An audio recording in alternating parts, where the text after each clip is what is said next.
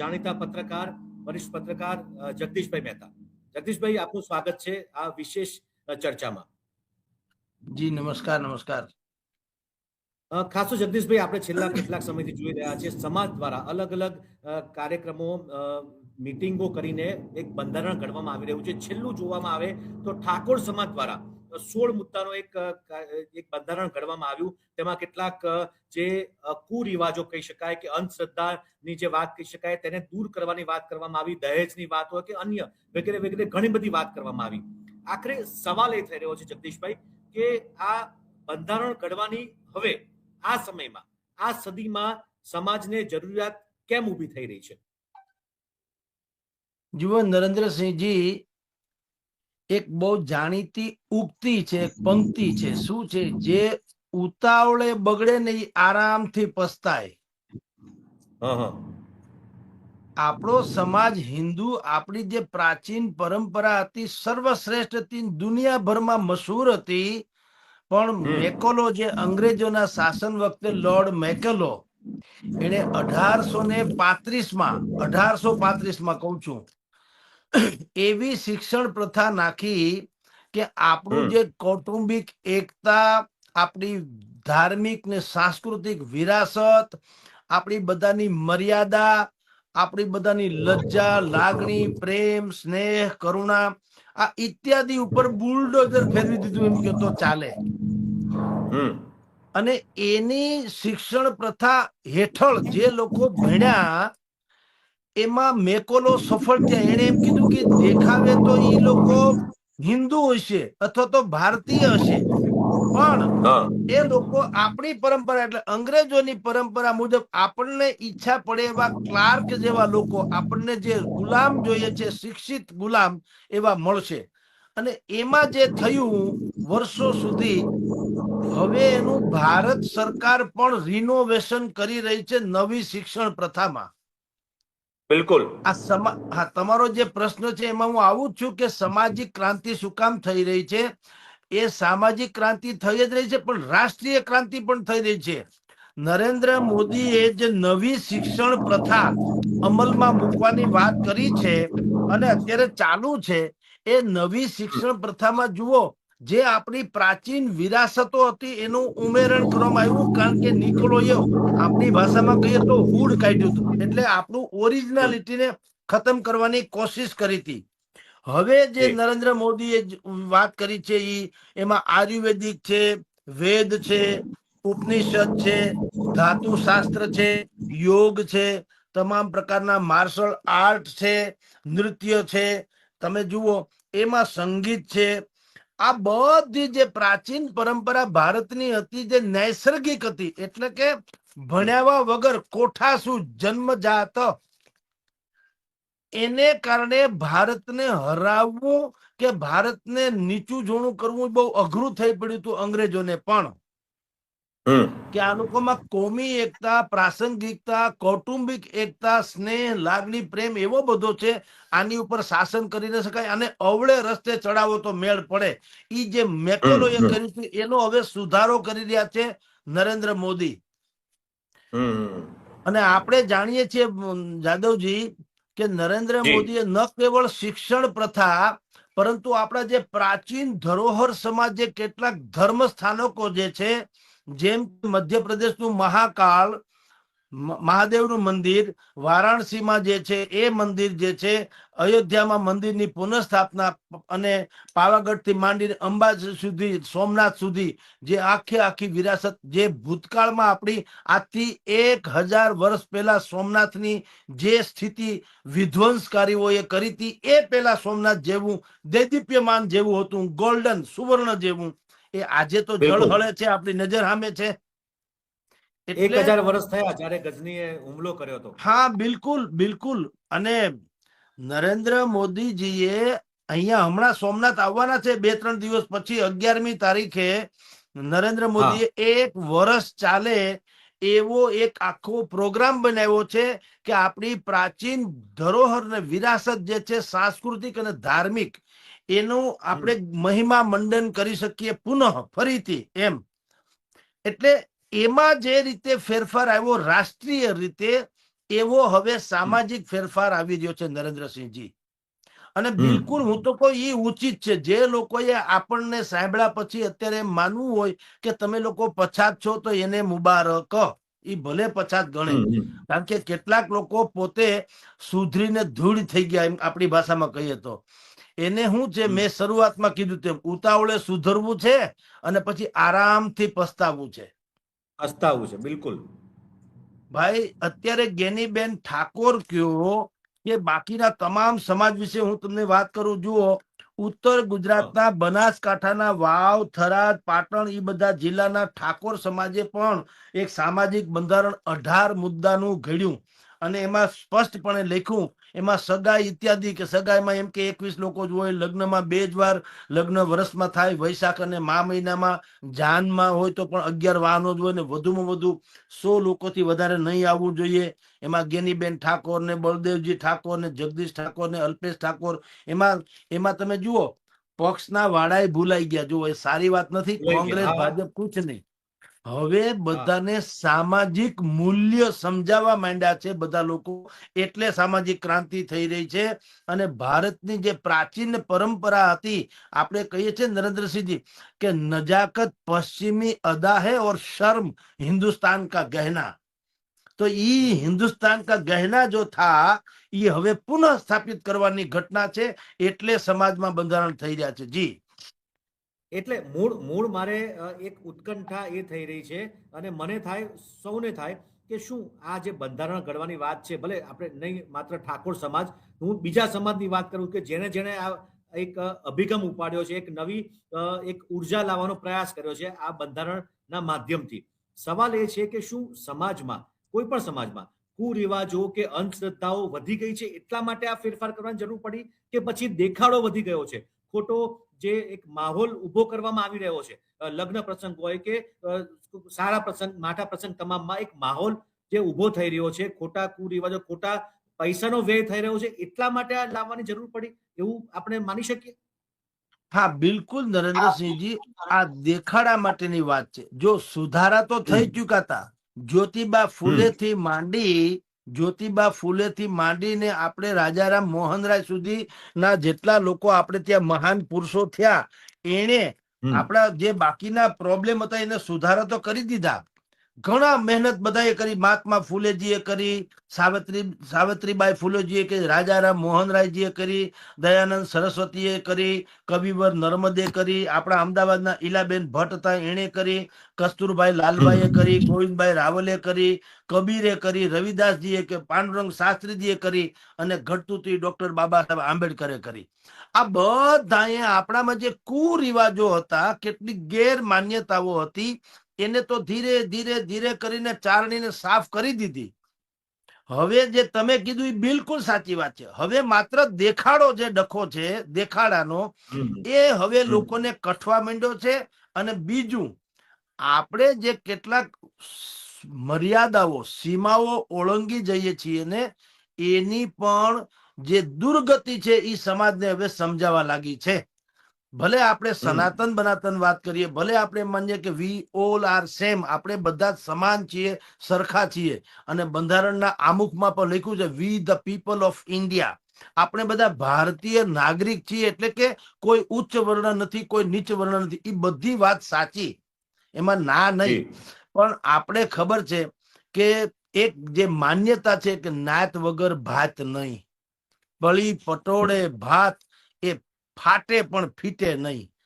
કે નહીં. પાટણના પટોળા જે પ્રખ્યાત હતા ને, એમાં જે ભાત એટલે એમાં જે કલર પૂરવામાં આવતા હતા ને, જે ડિઝાઇન કે જે એમાં એમાં રસી કામ કરવામાં આવતું હતું, એ એવું હતું ગૂંથણ કામ. રસી એટલે દોરડું, ગૂંથણ કામ એ એવું કરવામાં હમ આવતું હતું કે લોકો કહેતા હતા ઉક્તિ કે પળી પટોળે ભાત, એ ફાટે પણ ફીટે નહીં. ફાટી જાય પણ ફીટે નહીં, એટલે કે એમાંથી કઈ ખામી ના આવે, એ કલર ન જાય, એ હમ ડિઝાઇન ન જાય. એમ હવે લોકોને સમજાવવા માંડ્યું છે, આખા ભારતીય સમાજને, કે સંયુક્ત હમ પરિવારની મજા શું છે. તમે જુઓ, હમ સંયુક્ત પરિવારમાં શું મજા છે, જ્ઞાતિઓમાં શું મજા છે. જાતિ ને વિરોધ ને વૈમનસ્ય ને ઈ નહીં, પણ કમસે કમ તમે ને નરેન્દ્રસિંહજી, તમે સ્વયં, હું અને આપણને જે લોકો સાંભળે છે, એને હું એક ઉદાહરણ આપું કે આપણે ભલે કહીએ we all are Indians is same, આપણે બધા ભારતીયો સમાન છે, એ બધું બરાબર છે, પણ ક્યાં ઈ જાહેર જીવનમાં રોડ ઉપર હાલવામાં ઉચ્ચ વર્ણ નીચ વર્ણ ન હોય, સ્કૂલના એડમિશનમાં ઉચ્ચ વર્ણ નીચ વર્ણ ન હોય, હોસ્પિટલમાં સારવાર મેળવવામાં ઉચ્ચ વર્ણ નીચ વર્ણ ન હોય, રેલવેની ટિકિટ કે મુસાફરી પ્લેનમાં કરવી કે બસમાં એમાં ઉચ્ચ વર્ણ નીચ વર્ણ ન હોય, એ બધું બરાબર.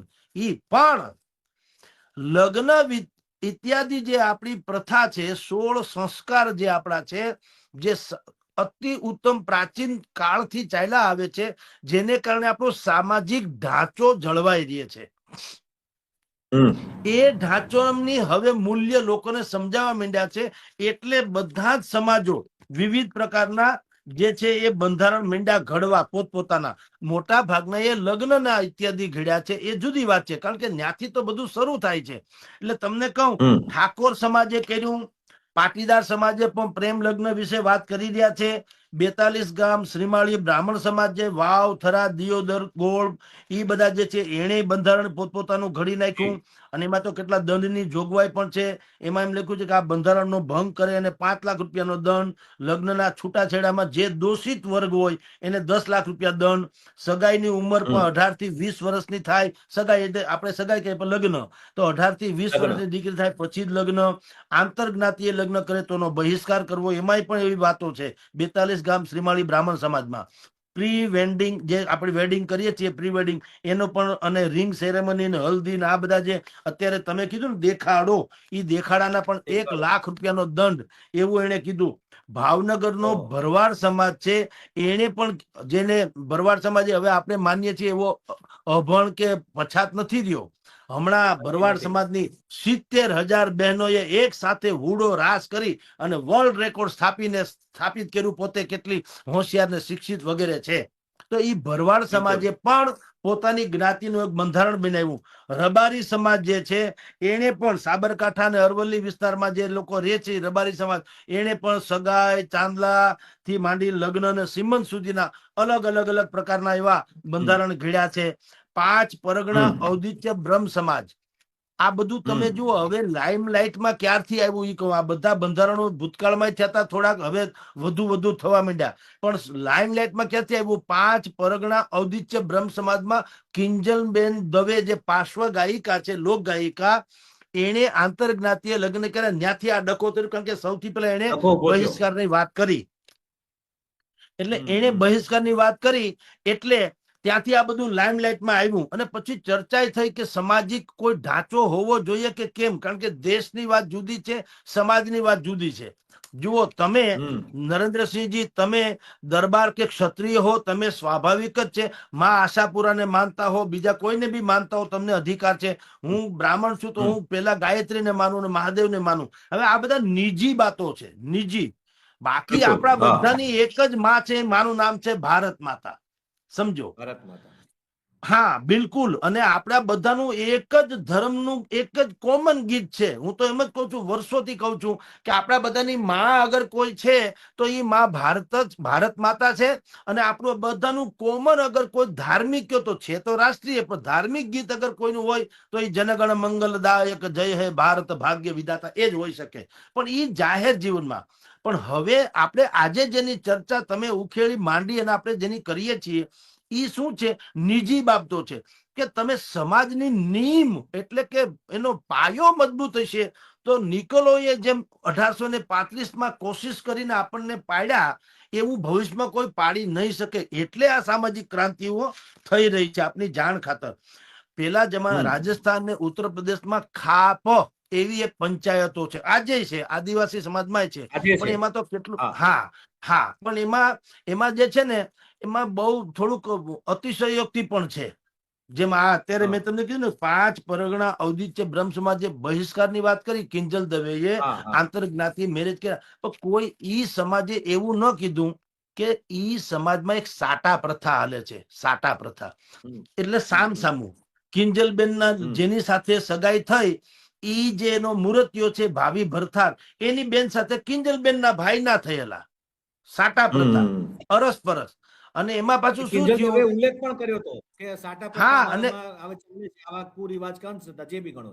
બિલકુલ. અને પાછું થયું કેવું કિંજલબેનના ભાઈની સગાઈ જેની સાથે થઈ હતી ઈ હમ. બેન જે છે, ઈ જે દીકરી હતી એને પાછા કોર્ટ મેરેજ કરી લીધા બીજા હારે, લ્યો. તો તે દિવસે આ સમાજ કઈ ન બોલ્યો. તમે જુઓ કેવું હા, પ્રોબ્લેમ છે. નહીં તો તે દિવસે સમાજે વાંધો લેવો જોઈએ ને. તેદી ન લીધો. પણ બિલકુલ. ક્યારે લીધો?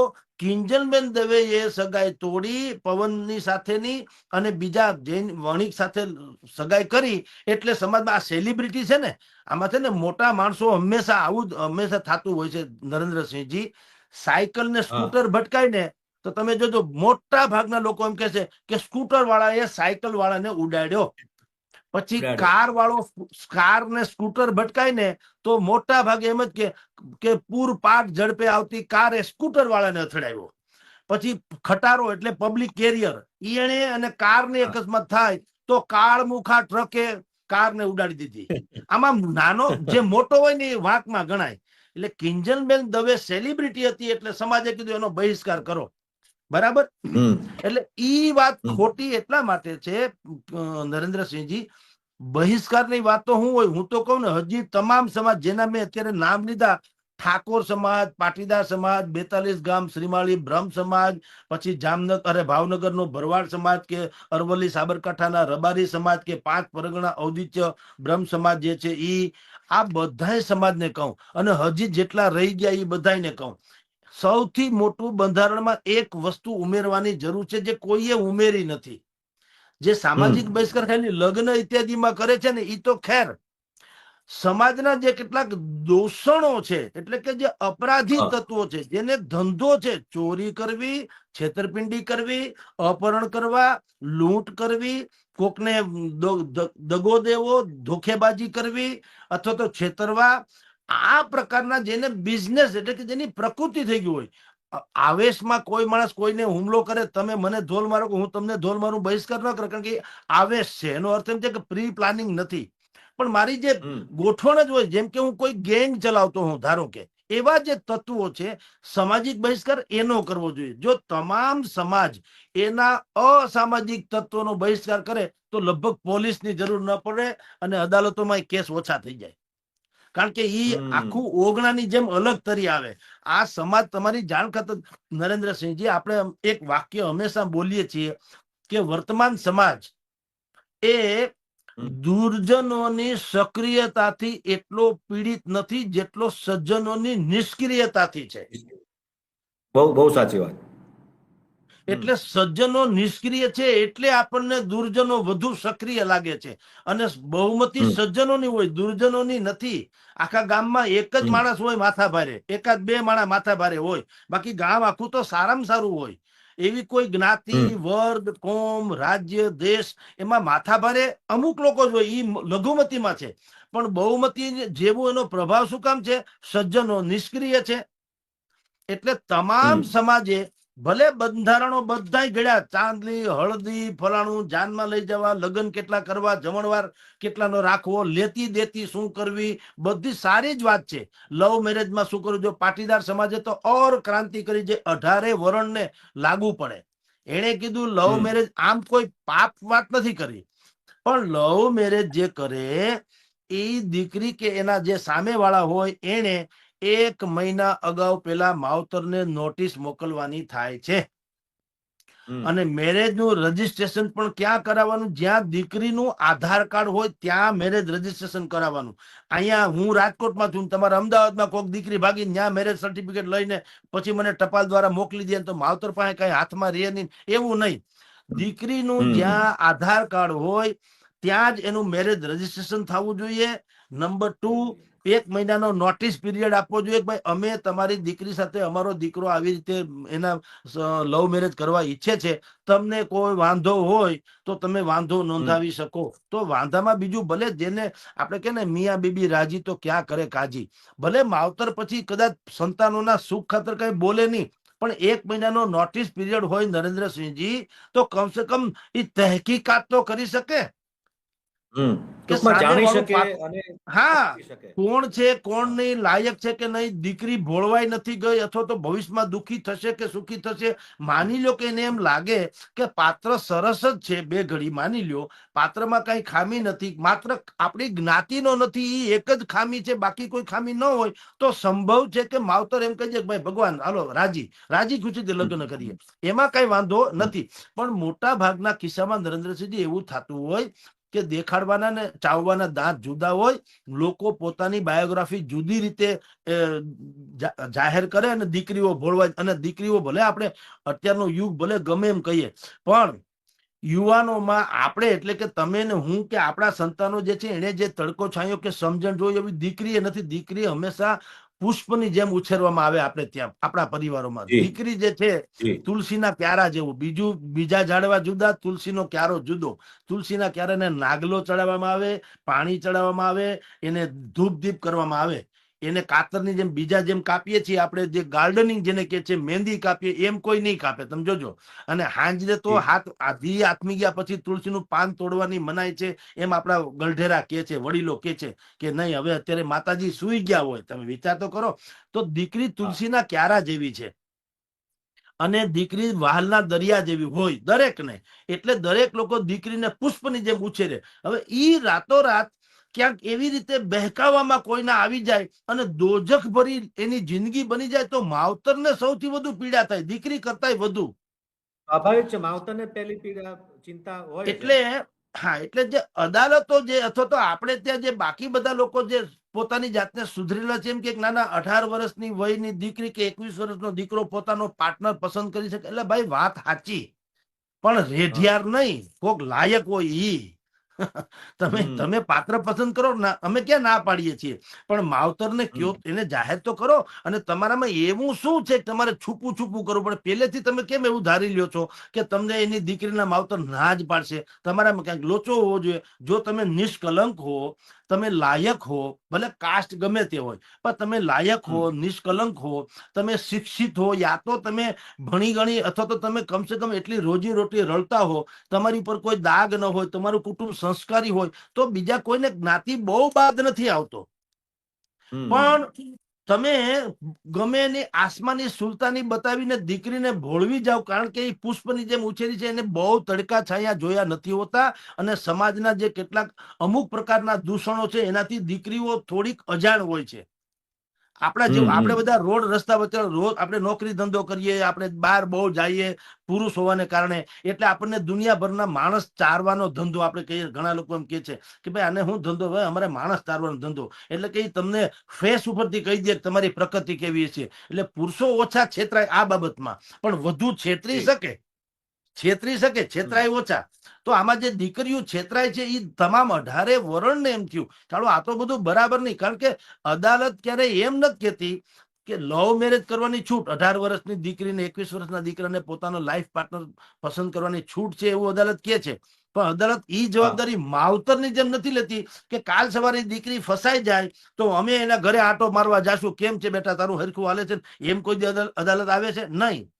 ઈ તો તમે કેસ કરો, હલવાઈ જાઓ, હેરાન થાવ, સત્યાનાશ થઈ જાય, ઘરે આવવા જેવું રે નહીં, અને તમે અમસ્તાય હવે કોઈ કામના ન રહ્યા એવી તમારી દોજખ ભરી જિંદગી થઈ જાય ને કેસ કરો તો અદાલત પાછી આવે. બાકી તમારું જે થવું એ થાય. તો ઈ તો ના હાલે. માવતરની આપણે જે એરેન્જ મેરેજ પ્રથા જે છે નરેન્દ્રસિંહજી, ઈ શું છે કે તમને એક તો પેલા બે કુટુંબના 50 લોકો અવળ હવળ એકબીજાની જાણી કારવીને પછી કરે, પછી આડાવડા સંબંધી પણ થતા હોય, હાવ અજાણા ન હોય બને ત્યાં સુધી, વાયા મીડિયા એકબીજા સંબંધી થતા હોય, એટલે હું એકબીજાની શરમ નડે. અને પછી માની લો કે ન કરે નારાયણને ક્યાંક પીંજણ થાય તો એરેન્જ મેરેજમાં જે લોકો વચ્ચે પડેવા 5-50 લોકો ડાયા હોય એ એકબીજાને સમજાવે કે ભાઈ આમાં તમારો વાંક છે, તમારો વાંક છે, આમ તેમ. એટલે એનું જીવન દોજખ ન બની જાય એમ. એરેન્જ મેરેજ એટલે ફૂલ સિક્યોરિટીની કલ્પના.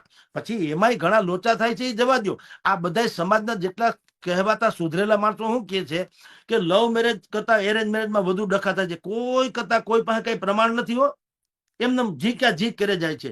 એટલે આ ભલા માણસ મોટા ભાગે લવ મેરેજમાં ડખા થાય છે. તમારી જાણ ખાતર હા. એરેન્જ મેરેજ જે હોય છે, હા એરેન્જ મેરેજ અત્યારે તમે ને હું સંસારમાં તપાસ કરવા નીકળો તો ખબર પડે મોટા ભાગના એરેન્જ મેરેજ હોય છે ને એ આરામથી નભી જાય છે. લવ મેરેજમાં શું છે, કેશાકર્ષણ હોય. એક તો જાતીય આકર્ષણ, પછી યુવાની, પછી ના સમજપણું, અને પછી હા. બાકી બાહ્ય દેખાવ, અને બાકી છેતરપિંડીની માયાજાળ. આ બધા પરિબળો એમાં કામ કરે. ત્યારે એરેન્જ મેરેજમાં શું છે, મારા ગુણ અને અવગુણ જે હોય, કારણ કે જાણીતામાં થયું હોય ને, એટલે મારા અવગુણની ખબર હોય, મારા ગુણની ખબર હોય, મારી મર્યાદાની ખબર હોય ને મારી અભાવની ખબર હોય, બધી ખબર હોય. ઉલટા પુલટા હાલે નહીં. એટલે કહું છું કે આ તમામ સમાજ જેની આપણે અત્યારે ચર્ચા કરવા બેઠા છીએ, એ લોકો હવે સામાજિક ક્રાંતિ જેને કહેવામાં આવે, એટલે આમ જુઓ તો આપણા સંસ્કારોનું પુનઃસ્થાપન થઈ રહ્યું છે, આપણા રીતિ પહેલા જે રિવાજોનું. હતા, હા, મૂળ વસ્તુ એ છે કે પહેલા હતા, હવે કંઈક ક્યાંક ભટકી ગયા અને હવે પાછા એ રસ્તે પાછા ફરવાની વાત કહેવાય. પરંતુ મહેતા સાહેબ, મૂળ વસ્તુ એ જાણવું છે કે આપણે જેટલા જેટલા સમાજની આજે વાત કરી કે તેઓ બંધારણ ઘડી રહ્યા છે, આ નીતિ નિયમો કરી રહ્યા છે, એનાથી પરંતુ તે આગળ તેનું ઇમ્પ્લિમેન્ટ, તેનું અમલીકરણ મજબૂત રીતે થાય તો જ એનો ફાયદો થશે. બાકી ભલે જાહેરાતો કરી દે, પણ પાછું એનું એ જ રીતે જો ચાલવાનું હોય તો પછી એનો ફાયદો શું?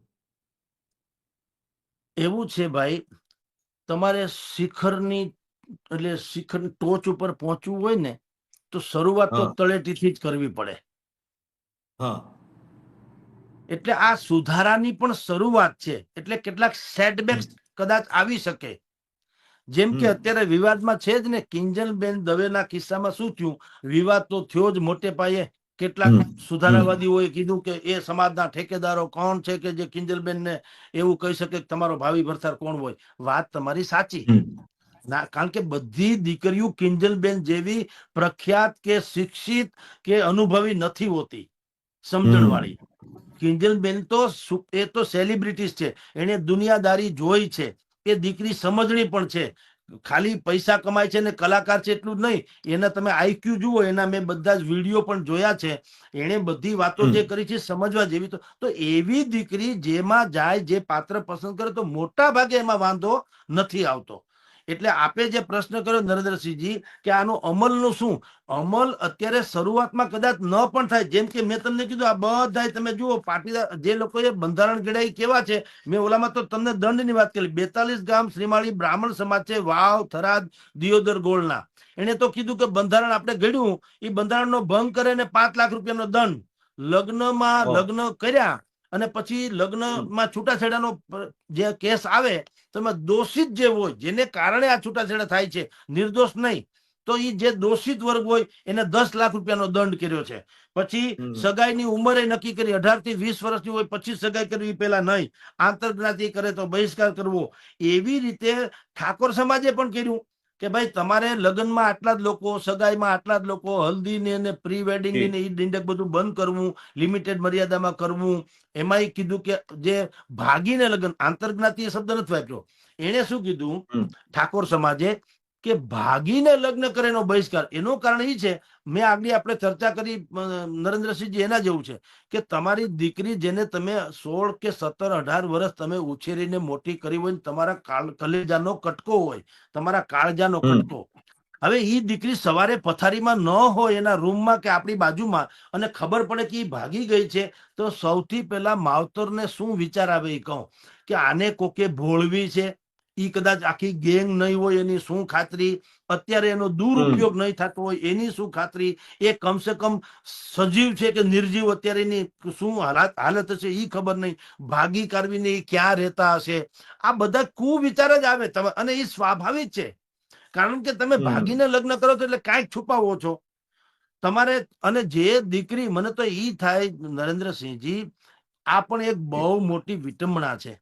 તમે દુનિયાના કોઈ માવતરને પૂછો, એ પોતાના કલેજાના કટકા જેવી દીકરીને ઉછેરવામાં દુનિયાભરની વ્યવસ્થા કરે, એમાં કાંઈ કચાશ ન રાખે. એ દીકરી પણ કેવી, અને સામેવાળા પાત્ર એ હાળું ઈ ન સમજવું જોઈએ કે આ જે એના માવતરની ન થઈ, મારી કઈ રીતે થશે?